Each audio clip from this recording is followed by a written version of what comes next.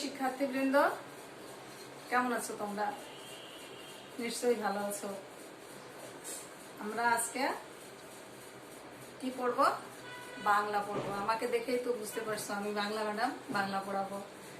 বাংলা কি পড়াবো তোমরা কেউই এখনো জানো না। আমাদের সামনে পরীক্ষা দিতে হবে, পরীক্ষার সিলেবাস আছে, সিলেবাস অনুসারে আমাদের পড়তে হবে। তো সিলেবাসে আমাদের প্রথম যে গল্পটা আছে সেটা হলো বাংলা পিতৃপুরুষের গল্প। আমাদের বাংলা প্রথম পত্রে 3টে গদ্য, 3টে পদ্য এবং আনন্দপাঠ দেওয়া আছে। আমরা আজকে প্রথম যে বিষয়টা দেওয়া আছে, গদ্যের প্রথম যে গল্পটা, আমরা সেই গল্পটা পড়ব। সেই গল্পটা হচ্ছে পিতৃপুরুষের গল্প। লিখেছেন হারুন হাবিব। আমরা প্রত্যেকে বই, খাতা, কলম, পেন্সিল সামনে বের করি, আমরা বই দেখি। বই বের করো প্রত্যেকে। আচ্ছা, আমরা লেখক পরিচিতি সম্পর্কে একটু জানি। এখানে লেখক পরিচিতি সম্পর্কে হারুন হাবিব সম্পর্কে খুব বেশি লেখা নাই বইতে, যেটুকুন আছে সেটুকুন তোমরা দেখো। লেখক হারুন হাবিবের জন্ম 1948 সালে জামালপুরে। তার সাহিত্য সাধনা, তিনি মুক্তিযুদ্ধ বিষয়ে প্রচুর গল্প, উপন্যাস, স্মৃতিকথা লিখেছেন। আমরা সে সম্পর্কে জানি কম বেশি। আর তারপরে তার বিশেষ পরিচিতি হলো কি, তিনি ছিলেন গেরিলা মুক্তিযোদ্ধা এবং 1971 সালের রণাঙ্গনের সংবাদদাতা, মানে যারা সংবাদ আদান প্রদান করেন তাদের তিনি ছিলেন। আচ্ছা, আমরা এই পিতৃপুরুষের গল্প পড়ে অনেক কিছু জানতে পারবো। আমাদের ইতিহাস ঐতিহ্য এবং এখানে কি জানবো, জাতি সম্পর্কে আমরা জানতে পারবো। আমরা এখানে কি জানবো, কিশোর অন্তুর কৌতূহলের স্বরূপ কেমন ছিল। এই গল্পে একটা চরিত্র আছে অন্তুর মামা, অন্তুর মা, কিন্তু এখানে প্রাধান্য পেয়েছে অন্তু এবং অন্তুর মামা কাজল। এই দুজনের চরিত্রটাই প্রাধান্য পেয়েছে।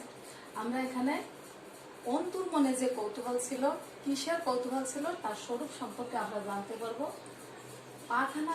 পাক-হানাদারদের আক্রমণ এবং ছাত্রদের প্রতিবাদী ভূমিকার স্বরূপ জানতে পারবো। অর্থাৎ তৎকালীন সময় ছাত্র সমাজ, অর্থাৎ 1971 সালে যে যুদ্ধ হয়েছিল, সেই যুদ্ধে ছাত্রদের ভূমিকা কি ছিল সেই সম্পর্কে আমরা জানতে পারবো।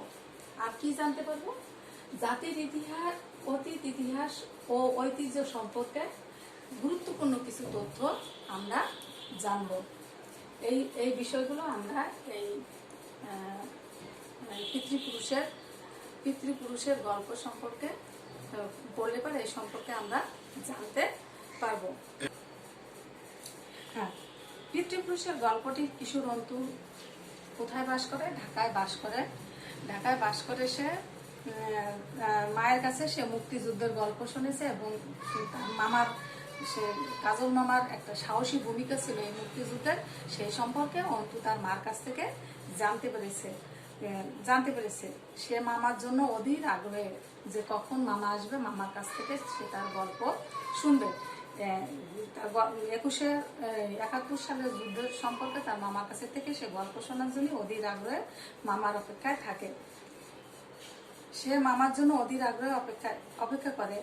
এক সময় 21শে ফেব্রুয়ারি, 2 দিন আগে কাজল মামা ঢাকায় আসেন।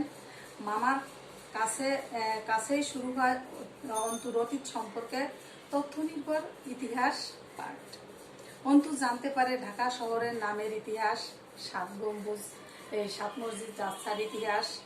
জানতে পারে 25শে মার্চের রাতে পাক-হানাদার বাহিনীর আক্রমণ ও ছাত্রদের প্রতিবাদী ভূমিকার কথা।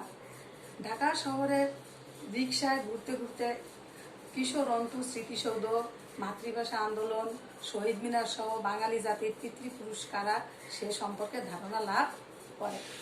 আমরা এখন এই বিষয়গুলো জানবো। এটুকু হলো গল্পের মূল বিষয়বস্তু, অর্থাৎ এই যে পিতৃপুরুষের গল্পের বিষয়বস্তু হলো এটুকু। আমরা এখন গল্পটা যদি পড়ি তাহলে আমরা বিস্তারিত জানতে পারবো। আমি গল্পের মূল যে বিষয়টা সেটা তোমাদেরকে বলে দিয়েছি।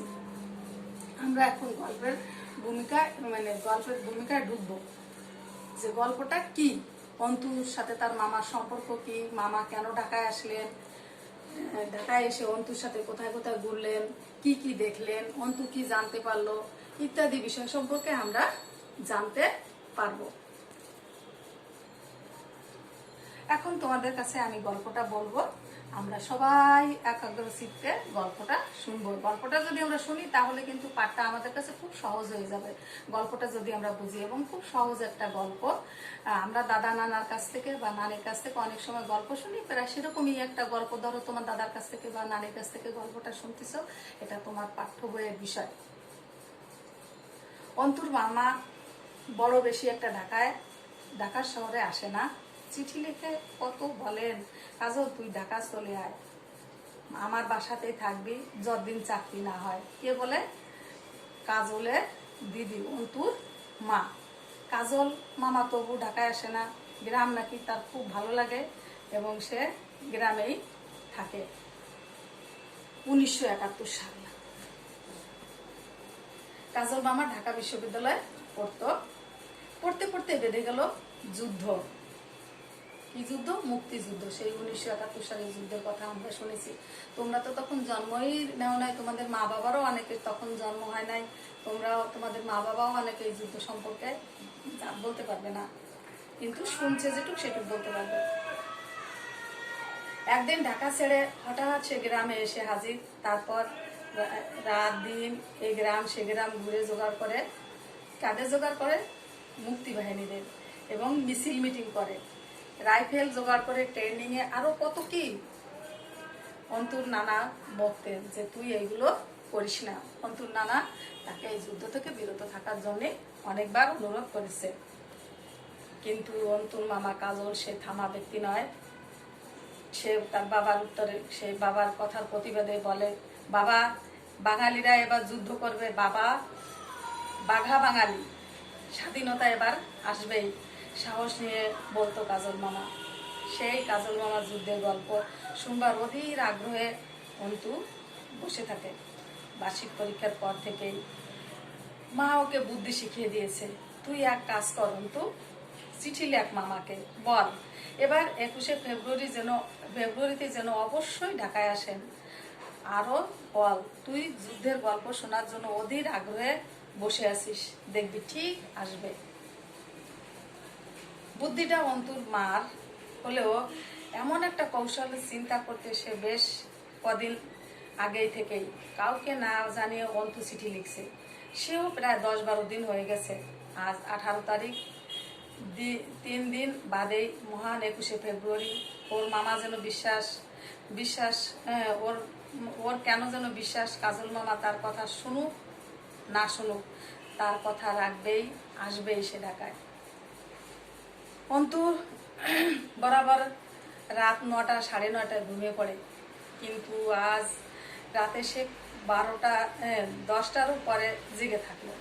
মা বললেন, ঘুমাতে যাস না কেন? অন্তু খুলে বলে না কিছু। 11টা বাজতেই ঘুম চোখ বন্ধ হয়ে আসে। লেপের নিচে ঢুকতেই সে গভীর ঘুম। ভোরবেলায় দেখলো কাজল মামা তার চুলে হাত বুলিয়ে দিচ্ছে। লেপ থেকে বেরিয়ে লাফ মেরে উঠে সে বসলো বিছানায়। মামা বললেন, ভালো আছিস তো তুই অন্তু? শেষ সাথে ট্রেনে উঠলাম, এসে দেখি তুই ঘুমাচ্ছিস। অন্তু বলে, আজ কিন্তু 19 তারিখ, তা তো জানো মামা, 2 দিন বাদে 21শে ফেব্রুয়ারি। মামা বললেন, ঠিক আছে, খানিকক্ষণ রেস্ট নিয়ে বেরোবো তোকে নিয়ে। যেখানেই যেতে চাস সেখানেই নিয়ে যাব। 5 দিন ঢাকায় থাকবো, 4 দিন তোকে নিয়ে আমি ঢাকায় ঘুরবো, এবং যেখানে যেতে চাস সেখানে নিয়ে যাব তোকে, এবং যেখানে গল্প শুনতে চাস সেখানে গল্প তোকে শোনাবো। শুরু হলো তার মামা ভাগ্নের যাত্রা। হ্যাঁ, মোহাম্মদপুর নূরজাহান রোড থেকে তাদের যাত্রা শুরু হলো। কি করলো? মোহাম্মদপুর নূরজাহান রোড থেকে একটা রিক্সা নিয়ে তারা শুরু করলো তাদের যাত্রা। 7 মসজিদ, তারা লালমাটিয়া ধানমন্ডি দিয়ে যাচ্ছিল। এমন সময় তার মামা অন্তুকে যে প্রশ্ন করলো, বলতো অন্তু, আমরা কোন রাস্তা দিয়ে যাচ্ছি? বললো 7 মসজিদ।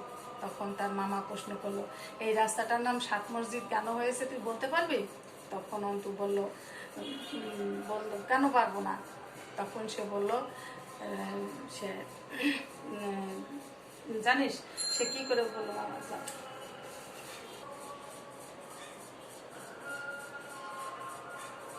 তা তো ঠিক জানি না, এই জন্যই বলছিলাম অতীতের অনেক জিনিসই জেনে রাখা ভালো আমাদের।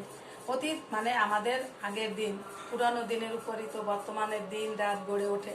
আমাদের সময় প্রায় শেষ শিক্ষার্থীরা, আমরা আজকে এখানেই ক্লাসটা শেষ করব।